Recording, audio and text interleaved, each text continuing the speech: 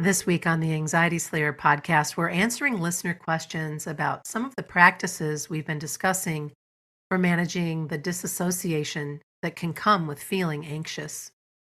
But before we begin, we'd really like to give a big thank you and shout out to our new patrons, Jennifer, Margaret, and Shannon. If you'd like to become an Anxiety Slayer patron and unlock a community of support, guidance, and inner calm, plus more than 200 downloads, you can join today at patreon.com/anxietyslayer. Welcome back to Anxiety Slayer. It's so good to be with you after a couple weeks of hiatus. Ananga and I took some time off, and we have come back refreshed and ready to dig into some new content for you. Welcome back, Ananga. Hey, Shan. I have missed you over these last couple weeks. It's good to be with you again. Yeah, you too. I just really enjoyed catching up with you. So let's dig right into the questions that we've received, and we'll give you the best answers we can. And if you need more information about anxiety and disassociation, feel free to reach out to us and maybe take a look at our show notes if that's not something you normally do, because there's a lot of great content that we're going to be covering today. The first question is, what are some immediate techniques I can use to ground myself when I start to feel like I'm out of my body due to anxiety? Such a challenging feeling, isn't it? I've had this a few times in my life.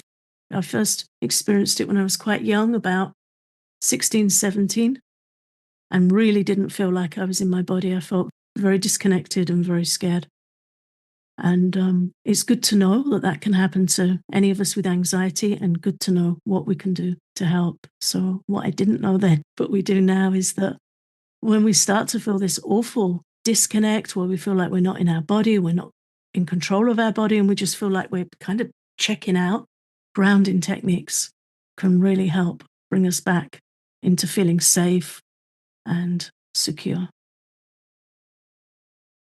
And the 5-4-3-2-1 technique is something we've shared many times over the years, but it bears repeating to be in the space of identifying 5 things you can see, 4 things you can touch, 3 things you can hear, 2 things you can smell, and 1 thing you can taste. As soon as you get into that technique, you start to come back into your body. It's really such a helpful practice. Yeah. And I think it's important to add, practice it anyway in your daily life. Practice it if you go on a walk as a grounding practice. Practice it when you're baking or engaging in a hobby or gardening. Just get really used to it. And then it's so much easier to bring it in those moments when we feel disconnected or disassociated, because sometimes that feeling can come on so strongly and it can feel like it's come out of the blue, and then we can get caught out and we don't know what to do. So if you've got something you're familiar with that you know helps you feel safe and grounded, it will help stop disassociation happening. If you have a daily grounding practice, it's a preventative measure. And the other benefit is, if you do start to feel disconnected, you know what to do. It's familiar, it's there, and you can just start practicing. And physical sensation is also something that is very helpful. And it's as simple as carrying a small object, whether that be a pebble or a stress ball or a crystal or perhaps textured fabric, or maybe you may have one of those spinner rings. You can focus on how that object feels in your hand. I carry a small piece of amethyst almost everywhere I go. And if it's not in my pocket, it's in my hand. If it's not in my hand, it's stored in my bra. That's where it is, folks. It's been with me forever. At least a decade. This wonderful touchstone. I have a beautiful beach pebble. It's a lovely grey pebble with a band of quartz running through it. Whenever I go to the beach, I look for these stones with a band of quartz in them. I'm really drawn to them. And this one fits really nicely in my hand. An author I like to follow, Catherine May, who wrote the popular book Wintering and Enchantment, shared recently that she carries a beach pebble in her hand as a grounding aid, just to have that natural object that feels grounding and calming. I have a friend who carries a stone he calls his gratitude stone to remind Mm. him to be grateful. Does he also carry that in his bra? No, it's in his pocket. But we all know bras can be very handy for carrying things. Yes, they can. Not loose change, lots of other good things can be stashed away. But yeah, a natural object, and then you can explore the texture, the temperature, move it from one hand to the other and just keep your awareness on it. It helps. Such a simple thing, but it helps. It really does. As does mindful movement, moving our bodies, whether we're walking and being mindful of our natural surroundings, whether we're practicing yoga or qigong, or even simply stretching our body, anything that we can do to reconnect and to be in your body. Even just bouncing on the balls of your feet for a while, anything that just brings you back in. Yeah. As you said, anything that brings awareness in. And of course, yoga, qigong, they're grounding practices as well. Another thing to have a short routine that you do every day so you're familiar with it. There are some great qigong videos on YouTube, and you can have a look around and find something that's just 5 or 7 minutes long. It doesn't have to be a big time commitment. I learned a short sequence that I do every morning and most evenings that I find really helpful. And then if I feel stressed or disconnected, I know it and I can go to it very quickly. So again, having that familiarity. And then finally, another technique is the cold water technique or ice cube technique, where you splash cold water on your face or hold an ice cube, or I found it's also helpful to just put an ice cube in my mouth. This sensation can help you feel more grounded. It's something that I did during my travels while we were away the last couple of weeks. There was some stress involved in some of the airport getting about and connections and such. And I knew to go right to those ice cubes, and it helped me immensely. And then our next question that came in is, how can I prevent anxiety induced disassociation from happening in the first place? Which I thought, yeah, that's a great question. Nobody wants to feel the anxiety induced disassociation that can happen. So what do we do? Yeah, again, it's something that can catch us off guard as an uncomfortable experience. And the challenge with this, as with anxiety attacks, is once we feel like it's come at us out of the blue, we can become very uneasy about it and very hypervigilant.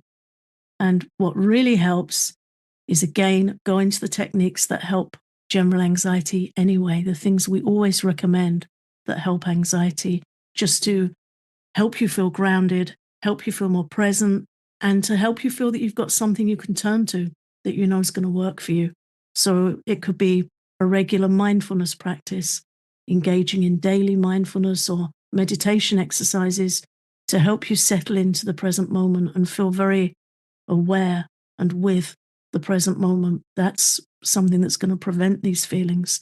And if you do feel out of sorts, it's something that's going to help bring yourself back into awareness safely, come back into your body, feeling calm and safe.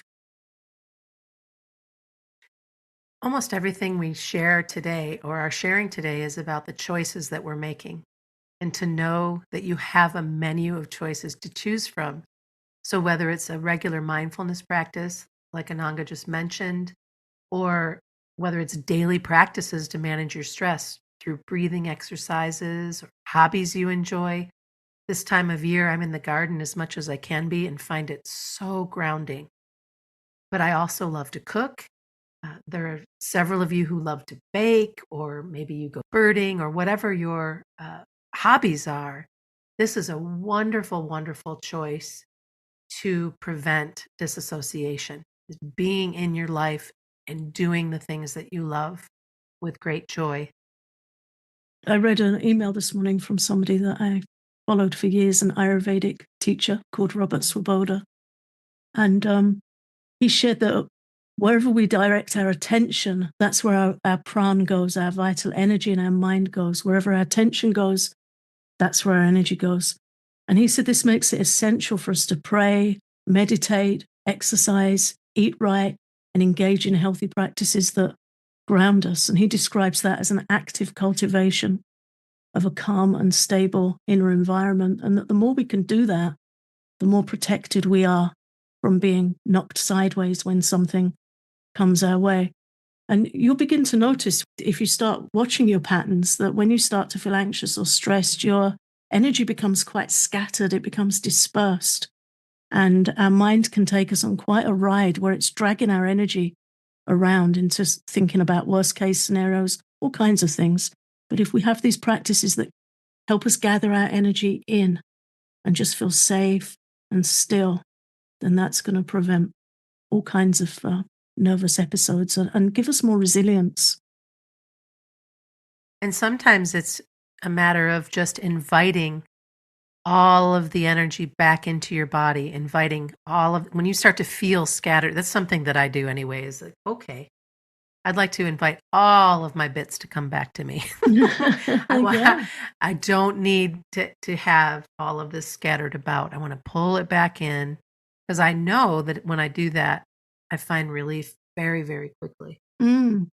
That again, that was happening in the airport. We had a canceled flight. We had one of those connections where you had to run with everything you had and to get there to make it, only to have that flight delayed and then deboarded and all the things, right? And to be in that space of knowing, okay, I need to be breathing deep belly breaths. I need to take it easy. All of this is going to get figured out. If I scatter my energy to the winds, I'm not going to be any good to myself or to my husband. I need to pull it back. I need to pull it back in and assess, okay, what can I do right now? What can we do right now? And to know that this too shall pass. Yeah. And that's the gift of your practice. That's the gift it gives us. It gives us the moment of pause and the chosen response instead of just freaking out or feeling completely overwhelmed. That's the gift of daily practices, that we have that buffer. Still doesn't make it an easy experience, but it makes it easier and it helps us get through it with minimal strain to our nervous system and to our loved ones' nervous systems. It's a good investment to have these practices in place. And then, of course, another way to prevent anxiety induced disassociation is to get therapy, to get some therapeutic support, work with a therapist to develop coping strategies and to address underlying issues that are contributing to feeling anxious and to feeling like you want to leave your body or that you're out of your body. Talking with somebody can really help. And the patterns that come forward when you talk to somebody who's objective is just so wild. Things that you're blind to that somebody else can see and ask you about makes a big difference in your exploration and all that you want to do to come up with techniques that can support you to feel more peaceful and more present. This show is sponsored by BetterHelp. Man, this year has gone by so fast. Have you taken time to think about something that you're proud of in 2024? What's something that you're happy about? What's something that you still want to accomplish this year? When life moves so fast, it's important that we take some time to celebrate our wins and to make adjustments for what we'd like to see ahead. Therapy can help you take stock of your progress and set achievable goals for the rest of the year. It's really helpful to learn positive coping skills and how to set boundaries, and you can do this with therapy. Therapy helps you to become the best version of yourself. And it's not just for those who've experienced major trauma. If you're thinking of starting therapy, give BetterHelp a try. Take a moment. Visit betterhelp.com/slayer today to get 10% off your first month. That's BetterHelp, HELP.com/slayer. Moving on to question 3. What strategies can I try long term to support chronic disassociation caused by anxiety? The first answer that comes up for me is investing in self care and supporting that self care as a long term commitment, as a lifelong commitment to looking after yourself. Yeah. Sometimes we feel like we've tried something for a while and it's not working. I heard somebody this week use the example they do their laundry twice a week and they talk with their therapist twice a month. Mm, And it's not that they think that once the laundry's done, it won't need doing again, and they're aware of the uh, the value and the comfort in having clean, fresh clothing and bedding, and they really liken that to therapy. That it's not something that we do once and that's that, something that we expect to be fixed. We need that ongoing support and investment sometimes. And I think, we can feel high maintenance, but that's a mindset. And if I start thinking, due to my health challenges, that my body's high maintenance, it quickly pulls my mind down. If I can frame it that I'm living healthily, I'm eating cleanly, I'm stretching as best I can, and I'm doing the other things that help me, I'm in a much better place. It's how we frame it. Sometimes we just feel fatigued, like we don't want to invest in long-term care because it feels like a maintenance thing or it feels like a job, but it isn't. It's an investment, and it makes our life so much more comfortable. mm. And if you've ever spent a great deal of time working on new exercise routines or nutrition or weight loss or whatever, and then you stop, and then time goes by, and you find yourself in a similar place to where you were before you started. And how many times we'll say, "Oh my gosh, I don't know how this happened," or "How did I get here again?" or "Oh, I wish I would have continued with the priority of this self-care and these choices that I was making." I don't bring that up to create shame or judgment, just to remember that if you stay with it, you're gonna be so much happier than if you don't, and you're gonna have a lot less occurrences of disassociation if you stay with it, if you continue to do the things that you know are super supportive to you. Yeah, definitely. And then we've already mentioned mindfulness and meditation, but it bears repeating. It's something that is a long term strategy for sure to keep you in the now, in the present moment, in this space of not being worried about the future or fretting about the past, but being right here, right now. You can meditate by sitting and staring at the flame of a candle and taking deep breaths. You can meditate by setting your timer for a minute or two and just breathe. You can listen to guided relaxations. Many of you have a very solid meditation routine, but this is something that is such a valuable resource to you. And it's worth exploring again the things that work for you. You mentioned gazing at a candle flame, and we know there's a whole teaching and a whole science behind that. It sounds like such a simple thing to do, and it is, but there's a reason why it works. Candle gazing or gazing at a spot on a card, fixed image, just looking at one thing with a steady gaze steadies our mind and steadies our nervous system. I know a monk that travels a lot and has a lot of people wanting to talk to him, and inevitably, because he brings so much light and inspiration, people come to him with their problems. And he shared that at a certain point, after speaking to a lot of people and trying to support them, he will take himself off to a quiet place and he has a card with a spot on it, and he sits and breathes and looks at that card to cool his energy in and feel calm and focused. And then he can go and support more people. And that's his maintenance method. You shared such a simple thing, candle gazing, but sometimes it's helpful for us to know the value and the reason behind it. And that can be a very helpful practice. Or just sit and look at a tree or part of a tree. Find somewhere where you can just sit and steady your gaze. And it might be that you can only do it for a minute or so at first, but you can build up. And again, it doesn't have to be that we do it for 20 minutes. A couple of minutes can be really helpful, especially if we do it regularly. I like that you bring that up because often the first thing our mind will tell us is, I don't have time for that. Hmm. That's too much time. I could never sit that long. Blah, blah, blah, as the mind likes to go, which is why I like that idea of setting a timer or of just looking at the clock and knowing for the next 2 minutes, I'm going to candle gaze or I'm going to breathe deeply or I'm going to bounce on the balls of my feet or whatever it is to keep you in the present moment. Yeah.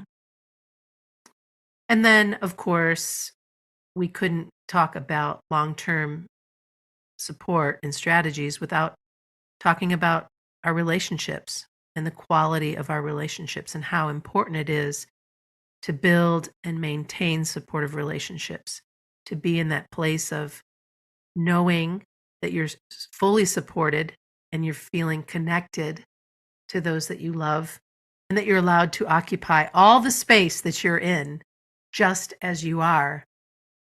These are the people who, oh my goodness, how lucky we are to have them in our lives. You're that for me. My husband is that for me. I have a couple more friends. I find myself so blessed that there's a handful of people who I know I can be 100% who I am with full support, whether I'm falling apart or whether I'm the one that's holding everything together, depending on the day, right? Yeah. Yeah. I'm very grateful for that in you also. It's that dependable grounding connection. Can feel like a tether in the best sense of the word. Sometimes relationships can feel like we're tethered in not such a positive way, but this is very positive, grounding, steady, feeling accepted, knowing there's trust, and that really helps. And then finally, journaling, a long term journaling practice. And this starts with the joy of finding a new journal, even if it's one of those school ruled journals to write in. I love journals. And then knowing that you're going to be keeping a journal where you can process your emotions and that track your patterns and make it a priority for your day, whether that be morning pages, whether you start your day that way or however it works best for you to get everything on the page. Because once you do that, you can identify triggers, you can come up with effective coping strategies, you can go over something that went down and how you might like to handle it differently, or perhaps how well you handled what went on and what you did. It really is helpful to take a look at these notes and journals. I love doing that once I've filled a journal, going back and reading it from beginning to end and to really see how far I've come or to jog my memory of something I may have forgotten and to just stay in the practice of getting my thoughts, worries, joys, fears, all the things on life on the page. Yeah, and it also gives us that thread, doesn't it? Where we can see, even through choppy times, our aspirations, the things we hold dear, don't really change. They might upgrade, but they don't change the core. The core intentions are there. And we can see sometimes we may feel that we haven't been doing so well. We might have noted down that we've been really trying. We've been taking good care, better than we thought. And one thing I find very helpful to note down on challenging days is, what did I do today that I'm glad I did? When we're winding down at the end of the day and we might be feeling unwell, anxious, ungrounded, to just be able to note down two or three things we're glad we did for ourselves. It might be a walk, a good conversation, reaching out for help, a warm bath, cooking a really grounding, nourishing home cooked meal, whatever it is, to keep note of that. And then when we look back, we see those investments in self care and we'll see them over time. And we'll also see how we've managed to build resilience. So it's a very grounding practice in and of itself, but definitely helpful to reflect, get to know ourselves better, and look at how we're supporting ourselves. And then our last question today is, are there any specific triggers I should be aware of that might cause disassociation? Which I hadn't really thought about that, and certainly there are triggers for all sorts of anxiety attacks and disassociation, and obviously they vary from person to person, but let's kind of dig into some of the common triggers to be mindful of. Yeah, and there are some typical ones, and it does help to know because, again, that helps prevent that feeling that we've had something come at us out of the blue. It can be tiredness, lack of sleep, feeling overtired, stressful situations, and it might have been a couple of weeks ago and it's caught up with us. It might be something that's been wearing us down that we're not so consciously aware of. So look for things like that. Major life changes, um, things that remind us of past trauma can really affect us. It could be a smell, a sound, a location. Be aware of things like that that can really kind of jolt us and it can make us feel like we've been jolted out of our body. Intense emotions and emotional overwhelm are also triggers for disassociation, whether positive or negative. When we feel like life is too much, when we are just really struggling to manage what's going on in our lives, whether through uh, relationship changing, through illness, through having a child move out for the first time, perhaps losing a job. I mean, there's just so many things that tie into emotional overwhelm. And this is where our practices really come in. Whatever we're triggered by, whether it be the stressful situations, uh, past traumas, emotional overwhelm, we have to be able to make the choices to support ourselves long term. Yeah.